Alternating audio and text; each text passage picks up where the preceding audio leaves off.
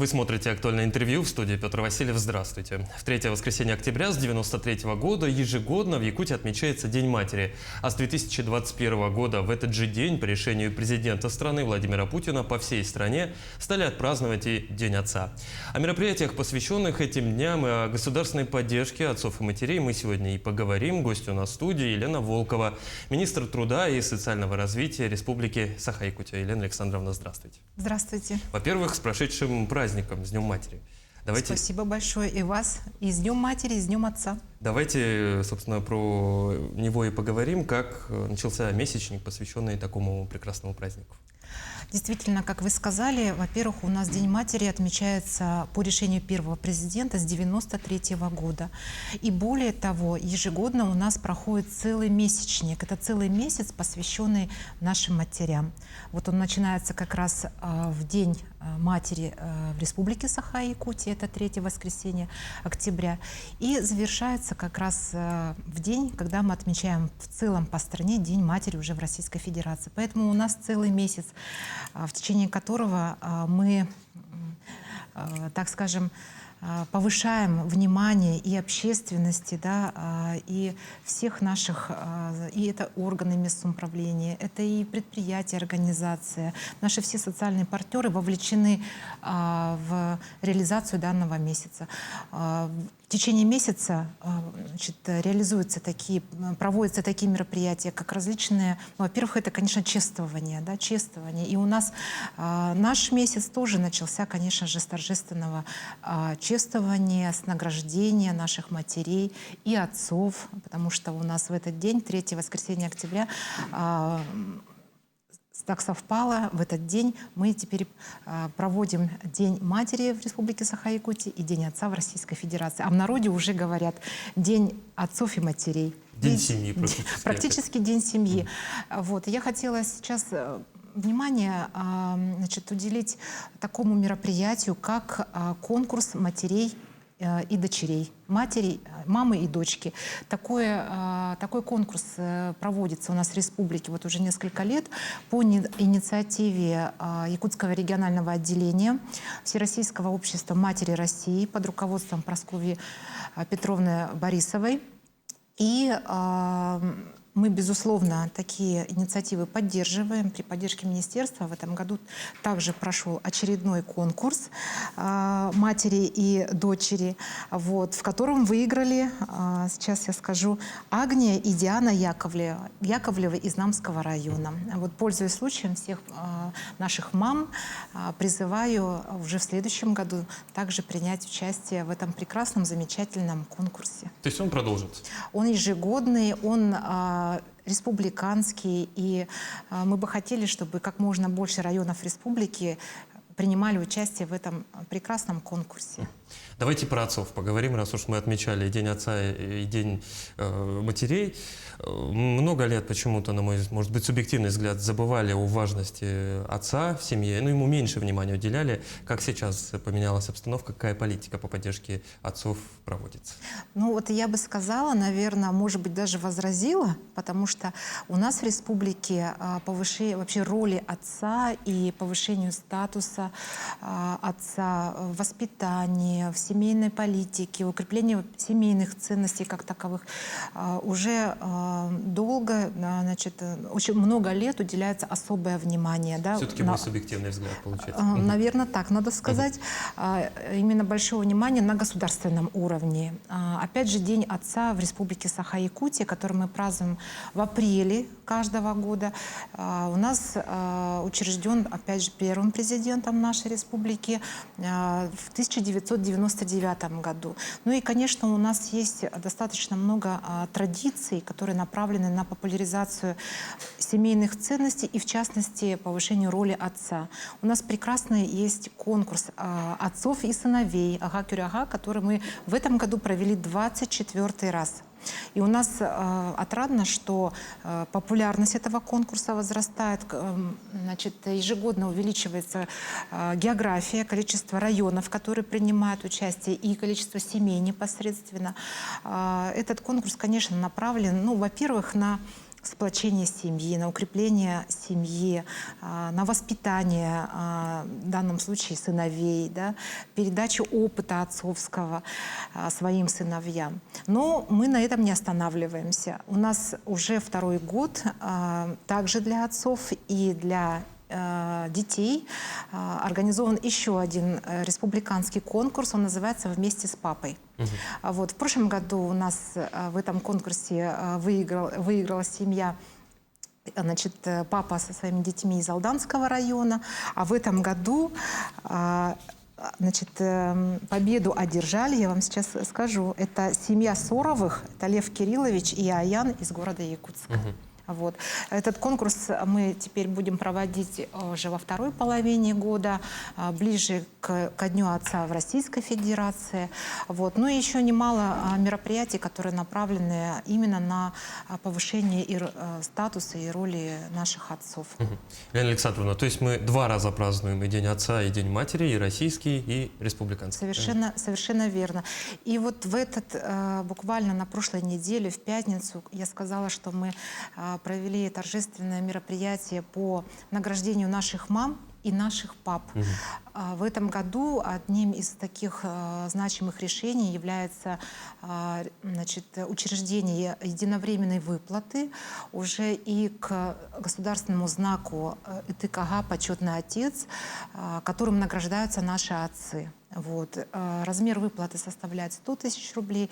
И на прошлой неделе у нас такими знаками были награждены по решению главы республики. Позвольте зачитать. Давайте. Это Лукин Дмитрий Константинович, это отец 13 детей, дедушка 17 внуков и 26 правнуков. Ух ты, ничего себе. Харлампиев Павел Михайлович, отец 5 детей, дедушка 15 внуков. И Илюхин Виталий Александрович, это отец 8 детей. Они все, конечно, многодетные отцы, они общественники, они почетные представители почетных семей в своих районах. Они целую династию воспитали, о чем еще можно говорить. Безусловно, здесь только различные почетные награды и знаки. Кстати, если говорить о знаках, куда обращаться на местах, чтобы их получить? И какими критериями нужно обладать, думаю, самое главное. Ну, безусловно, конечно же, такие семьи, они ходатайство на присвоение государственных званий. Это таких званий, как мать-героиня, которые присуждаются нашим мамам при рождении и воспитании более 10 детей. Это знаки государственной материнская слава. Это вот почетный отец ИТКГ, то, о чем я сейчас рассказала. Такие ходатайства направляют органы местного самоуправления, да? Значит, в специальную комиссию по государственным наградам при главе нашей республики. По этим наградам уполномоченным органом является Министерство труда, наше министерство, и, соответственно, все материалы мы, как секретариат, значит, собираем, их обрабатываем, проверяем на полноту всех материалов и готовим уже предоставление этих материалов и их рассмотрение на соответствующей государственной комиссии. Лена Александровна, я предлагаю еще обсудить меры поддержки многодетных семей. Допустим, насколько я помню, в сентябре ряд нововведений появился. Что за меры, на кого направлены? Самое главное, сколько семей ими уже воспользовались? Действительно, еще в начале года президент страны принял соответствующий указ о поддержке многодетных семей.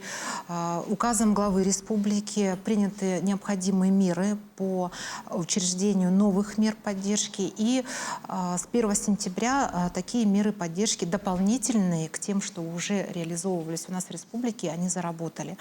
Например, у нас, значит, уже внедрено, реализована такая мера, как бесплатное питание для детей из многодетных семей. С начала года более 40 тысяч ребят из многодетных семей в школах такое право получили и уже, значит, получают бесплатное питание. И около 5 тысяч студентов из многодетных семей, которые учатся у нас уже непосредственно в учреждениях среднего профессионального образования, тоже такое право получили.